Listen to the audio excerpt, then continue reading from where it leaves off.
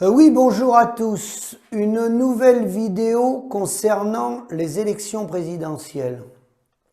Concernant les élections présidentielles, on continue notre tournée. On a 3 candidats qu'on devrait rencontrer bientôt, même 4, parce que Michel Bini doit rencontrer le Rassemblement national dans le Sud.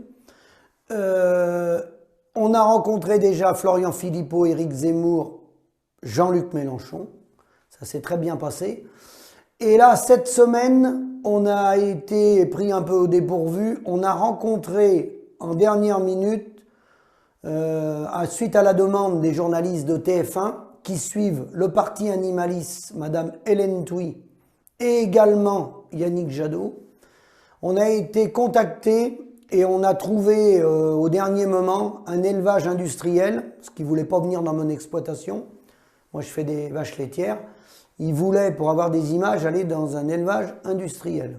Donc ça s'est relativement bien passé, sauf que mon ami Laurent Hélène, qui fait des lapins, vous le voyez sur TF1, il est passé à 13 h samedi sur TF1, on a eu 20 secondes. Moi, rien du tout. C'est la raison pour laquelle j'ai ouvert ma chaîne YouTube. Il n'y a rien de caché.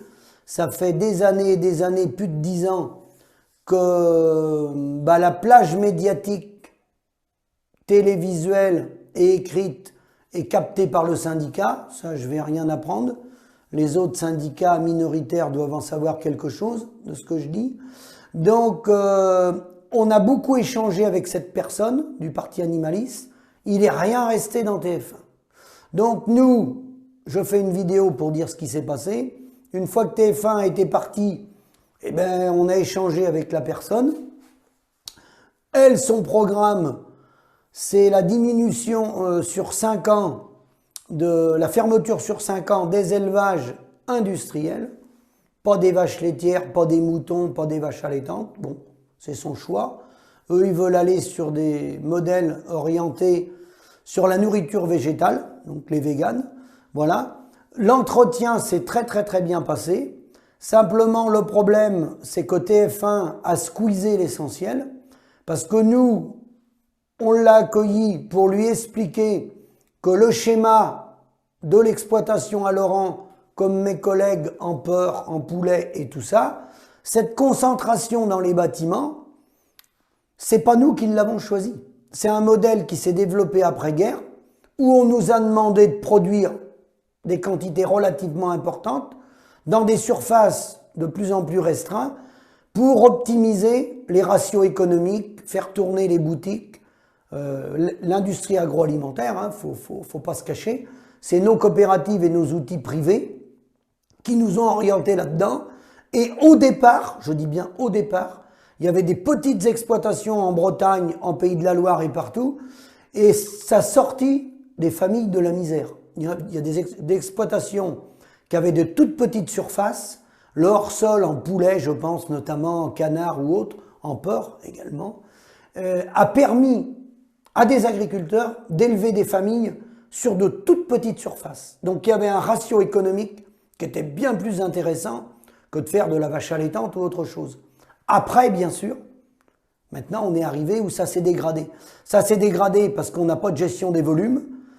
On nous a fait produire en quantité énorme, sans prix. En fait, c'est des contrats de volume, en lapin, en cochon, on est attaché à l'industriel, et c'est des contrats sans prix. C'est eux qui décident des vides sanitaires, c'est eux qui décident du roulement des animaux, c'est eux qui décident quand un bâtiment neuf il est construit, c'est pas l'agriculteur qui dit voilà, moi je veux faire un bâtiment, les cages je veux les faire 4 fois plus grandes, je veux qu'ils se baladent dans 3 hectares dans mon champ. Non, c'est pas comme ça que ça se passe.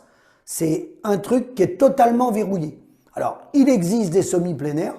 On a échangé avec elle. On a dit que nous, l'élevage intensif, aujourd'hui, on le défend plus. Pourquoi? Parce qu'on peut pas en vivre, c'est tout. Les gars se suicident, donc ça sert à rien d'enrichir l'agroalimentaire autour de nous.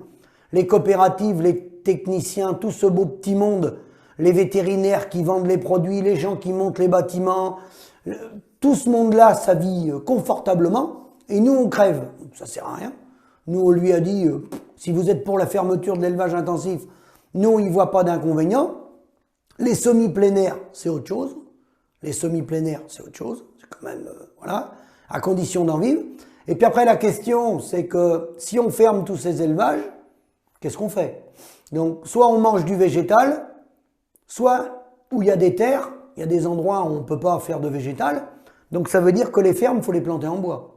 Donc là, si on veut aller vers un autre modèle, ben, il n'est pas mis en place. Aujourd'hui, il n'y a rien de mis en place. Donc, on va dire à des gens d'arrêter. Et je pense que certains, on devrait mettre en place, le gouvernement, s'il était responsable, s'il y avait des ministres dignes de ce nom, ils devraient mettre en place un plan de restructuration pour tous les gens qui souffrent aujourd'hui, au lieu qu'ils se mettent la corde au cou, en poulet, en cochon, en canard et tout, ben, vaudrait mieux mettre en place un plan de restructuration pour fermer les élevages, puisque les gars, ils n'arrivent pas à en vivre. Simplement, qui s'oppose au plan de restructuration? Parce qu'on l'a demandé déjà, ça fait des années. Qui s'oppose au plan de restructuration? Ben, c'est la FNSEA et l'agroalimentaire, hein, c'est tout. Hein. Parce qu'il faut des soldats pour remplir les abattoirs et puis remplir les laiteries. Voilà, c'est tout. Hein. C'est aussi simple que ça. Donc, on a rencontré cette personne-là. Alors, on aura l'occasion, je pense, de la revoir parce que là, bon, on n'a rien eu du tout dans l'émission TF1. Donc, nous, de notre côté, je pense qu'on va la re-rencontrer hein, avec nos vidéos à nous. Soit eux, ils vont filmer, soit moi. Hein, parce que là, on était pris dans la précipitation. Le programme qu'elle propose, il mérite d'être réfléchi et d'aller plus loin. Elle veut sortir d'une partie de l'agriculture intensive pour que les gens consomment pas plus de viande, mais moins de viande, et remplacer par du végétal. Alors, il faudra faire très très attention, parce que les associations et l'agroalimentaire financent, je l'ai dit dans des précédentes vidéos, nous-mêmes agriculteurs, en allant acheter nos produits dans nos coopératives, on finance à travers les groupes Unigrain, Invivo et tout ça. Tout est ramifié, tout se retrouve. Il y a des groupes comme Grimaud qui commencent à le faire dans mon département. Ils financent la viande cellulaire, c'est-à-dire la viande en laboratoire. Alors là, il faudra quand même informer le grand public parce que l'élevage industriel, il va falloir en sortir, on n'en vit pas. Ça, on est d'accord. Les gens se pendent, ça enrichit la coopérative. Les cadres de la coopérative, qui eux vivent gros et gras sur le dos du paysan, le paysan travaille 7 sur 7, il ne gagne rien. Par contre, quand il va falloir mettre en route un autre modèle, attention, parce que l'agroalimentaire, on risque de vider les élevages, les gars vont arrêter, et on va la remplacer par de la viande en laboratoire, qui sera également financée par nos coopératives et l'agroalimentaire. Autrement dit, ils gagneront autant d'argent, voire plus, et ils n'auront plus les paysans à les emmerder. Voilà. Donc attention, parce que les consommateurs demain risquent de manger une partie de viande qui sera fabriquée en labo. Alors là, autant vous dire que ça ne vaudra pas grand-chose. La qualité, on pourra le programmer sur ordinateur. Hein, on pourra le programmer sur ordinateur. Je vous invite à voir la vidéo de Gilles Luneau. Je vais essayer de la mettre en lien sous ma vidéo. Gilles Luneau, le journaliste, a fait une vidéo à ce sujet-là. C'est une réflexion, hein. On ne prétend pas détenir la vérité. Mais si on arrête ces élevages industriels qui nous font crever de toute façon, hein, ils ne nous permettent pas de vivre. Donc il va falloir en sortir, parce que nous, on n'est pas rémunérés. Mais quand on va en sortir, on va le remplacer par quoi? Parce que si c'est de la viande en laboratoire, bon, nous, moi j'ai échangé avec elle, nous, on veut maintenir le troupeau allaitant pour entretenir les montagnes, le territoire, tout ça, nous, voilà. Alors c'est vrai que l'élevage industriel, dans la mesure où il ne rémunère pas les paysans, moi je vois pas l'intérêt d'avoir des gars qui font des 600 000, 1 million, 2 millions d'euros de chiffre d'affaires, hein, et ils n'ont même pas de quoi changer la voiture de l'exploitation, parce qu'on en est arrivé là. Et ils sont endettés pour des dizaines et des dizaines d'années. Donc ce modèle-là a plus de sens. Va falloir en sortir. C'est nous, paysans, qui allons devoir faire des propositions et en sortir. Parce que si on reste là-dedans, dans ce modèle-là, il faut bien le savoir, c'est nos dirigeants qui sont responsables de la situation. C'est ce que j'ai dit dans la vidéo, mais elle n'a pas passé sur TF1, j'ai été censuré. Les responsables, c'est les politiques, le syndicat, marié avec l'agroalimentaire et les coopératives. Puisque toutes les décisions viennent de la structure du COPA-COGECA au niveau européen. Voilà, qui est le bras de la FNSEA. Voilà, c'était une réflexion. On a reçu cette candidate-là vraiment en vitesse, parce qu'on a été pris de vitesse, on n'a pas eu le temps de préparer grand-chose. Il passait dans la région. Merci, à bientôt.